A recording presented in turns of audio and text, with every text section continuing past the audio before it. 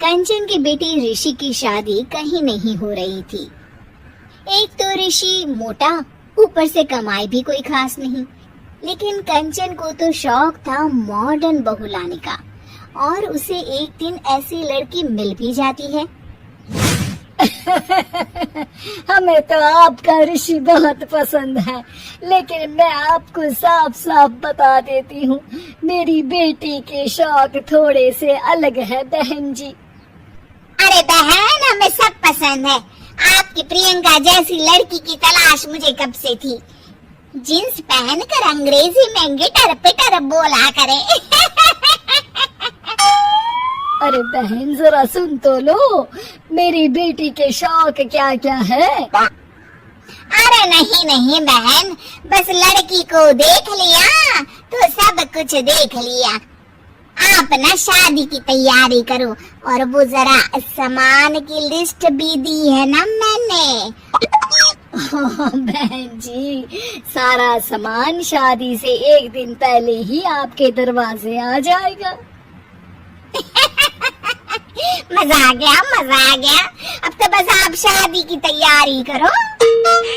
प्रियंका के माता पिता के जाने के बाद कंचन का पति उससे कहता है, अरे भाग्यवान, तुम तो कुछ ज्यादा ही जल्दी दिखा रही थी शादी की। अरे बोलने तो देती, लड़की की माँ क्या बोलना चाह रही थी। अरे आप चुप रहिए जी, कुछ पता भी है आपको, बस मुफ्त में बोले जा रहे हैं। मेरी दोस्त शशि की बहू देखी, लंबी पतली और पढ़ी लिखी, हजारों में कमाई और संस्कारी भी। अरे पर जब वो मेरी बहू देखेगी तो जल भुन जाएगी। लेकिन तुम तो शादी ऋषि के लिए कर रही हो ना, या शशि के लिए? तुम्हारा लड़का कुछ कमाता भी नहीं है, और शरीर भी भगवान की दुआ से फूलता ही जा रहा है। फिर बोले आप हैं? फिर बोले आप? मैंने कहा ना, प्रियंका जैसी जींस पहनकर अंग्रेजी झाड़ने वाली बहू किस्मत वालों को ही मिलती है। चुप रहिए आप। पति के लाख कहने पर भी कंचन ऋषि की शादी प्रियंका से करवा देती है। लेकिन प्रियंका जैसे ही घर में आती है, वैसे ही जोर जोर से चिल्लाकर नाचने लगती है। आज मेरी यार की शादी है, आज मेरी यार की शादी है, अरे नाचो मन नाचो। आज मेरी यार की शादी है। कंचन, उसका पति और ऋषि ये देखकर हैरान रह जाते हैं। लग रहा है बहू को शादी की बड़ी खुशी है। हाँ हाँ, बहू क्यों नहीं, हम भी नाचेंगे। अरे नाचो नाचो जी, मुंह क्या देख रहे हो, चलो चलो नाचो, बहू कह रही है। कंचन ये कहकर प्रियंका के साथ नाचने लगती है। ऋषि और उसके पिता वहाँ से चले जाते हैं। अगले दिन कंचन अपनी सहेलियों को प्रियंका से मिलवाने के लिए घर बुलाती है, जहाँ शशि भी आती है। अरे शशि, कैसी हो? मैं ना तुम्हें प्रियंका से मिलवाती हूँ। अरे सच में बहुत ही एडवांस सोच की लड़की है। कितने मॉडर्न ख्यालात है उसके, पता है तुम्हें? अरे हाँ कंचन, जरूर।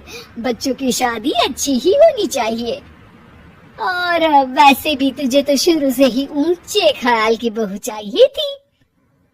तभी कंचन की सहेली कहती है, अरे कंचन बुलाओ ना प्रियंका को, हम भी मिल ले। अरे बहू प्रियंका, जरा बाहर तो आना। कई बार आवाज देने के बाद भी प्रियंका बाहर नहीं आती है, तो कंचन को बुरा लग जाता है। वो उसे लेकर बाहर आती है, लेकिन ये क्या, प्रियंका लड़खड़ाती हुई बाहर आती है और उसके हाथ में शराब की बोतल होती है। हालांकि शराब पीना स्वास्थ्य के लिए हानिकारक होता है और ये हमारी किडनी के लिए बहुत ही खतरनाक है, लेकिन कंचन की बहू प्रियंका पूरे नशे में होती है। अरे इतने सारे लोग! ये कहकर वो शशि के पास जाती है। आंटी जी, पत्ते खेलेंगी, पत्ते।